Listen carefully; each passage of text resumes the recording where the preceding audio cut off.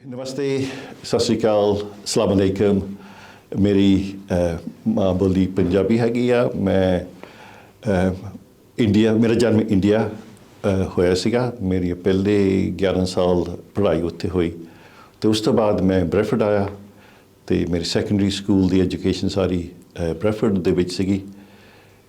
1973 विच मैं बर्मिंघम आया, Birmingham polytechnic विच अपनी जोग्राफी की डिग्री की तो उस तो बाद मैनू part time job Hall Green दे विच पहला पार्ट टाइम जॉब मिलिया 1976 दे विच। 2 साल उत्थे काम किया। अनजान सी, पूरा पता नहीं सीगा, थोड़ा बहुत मैं सीखिया।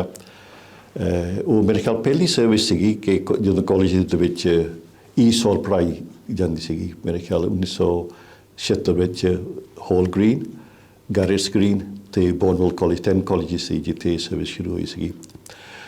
1968 ਦੇ लग 1978 में गैरेट्स ग्रीन 1 साल गया, उत्थे मैं बेसिक स्किल्स ट्यूटर सीगा। 79 ਦੇ ਵਿੱਚ जिन्होंने दिनों ਵਿੱਚ लेबर पार्टी की डिफीट हो गई सी तो बाकी सैचर की जित हुई सी। मैनू नौकरी मिली इत्थे हंसवर्थ कॉलेज। 1979 ਵਿੱਚ मेरी शादी भी हुई सी, सो मैं इत्थे हंसवर्थ ਵਿੱਚ मेरा घर भी खरीदिया तो हंसवर्थ कॉलेज ਵਿੱਚ मैं काम करता सीगा। 6 साल काम इत्थे कीता। बहुत मैं सीखिया। IELTS ਦੇ ਵਿੱਚ स्किल्स ਜਿਹੜੇ ਮੈਨੂੰ नहीं पता, मेरा हौसला इत्थे वध गया, मेरे लिंक्स वध गए। मैनू ये पता लग गया कि तुसी प्रैजेंटेशन करनी किस तरह करनी हैगी आ, तुसी पढ़ाना हैगा, मटीरियल्स किस तरह इस्तेमाल करने हैं, पेपर वाले या ऑडियो विजुअल वाले टेप रिकॉर्डर्स किस तरह काम करनी है। सो मैं 1986 तो बाद बर्मिंघम यूनिवर्सिटी अपनी 1 साल की सकाउंटमेंट तो masters degree in race and education की तो उस तो बाद लगता कि मेरे वास्ते मेरी प्रोग्रेशन वास्ते दरवाजे होर खुल गए जेड़े मैं अपनी पढ़ाई के नाल जे कॉस्मेटिक काम तो सीखिया। मैं थोड़ा बहुत ट्रेड यूनियन में भी थोड़ा बहुत एक्टिव सीगा। मैं रीजनल लिएजन ऑफिसर इक्वालिटी का हुंदा सीगा नटफी वास्ते। तो उन्होंने दिनों दे विच बर्मिंघम सिटी काउंसिल ने एक इनिशिएटिव शुरू किया सीगा कि रेस इक्वालिटी इनिशिएटिव कि हर एक कॉलेज दे विच एक सीनियर इक्वल ऑप्स ऑफिसर चाहिए, एक आउटरीच ऑफिसर चाहिए, काउंसलिंग तो फिर नंबर ऑफ अदर पोस्ट चाहिए। वो मैं थोड़ा बहुत हिस्सा लिया। मेरी नौकरी फिर हॉल ग्रीन सीनियर लैक्चर सी 2 साल में वो किया।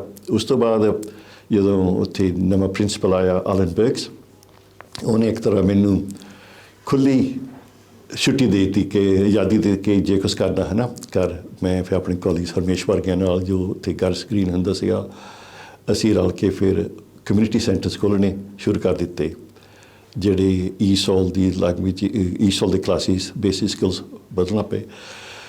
उस तो बाद मैनू चांस मिलिया faculty had hall Green College विच। मैं फैकल्टी हैड रहा 3 साल।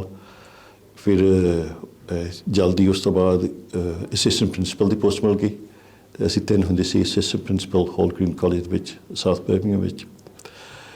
फिर जो City College and South Birmingham College merger होया उस वेले मेरी प्रमोशन हो गई वाइस प्रिंसीपल की। तो फिर थोड़े सालों बाद मैं डिप्टी प्रिंसीपल बनिया।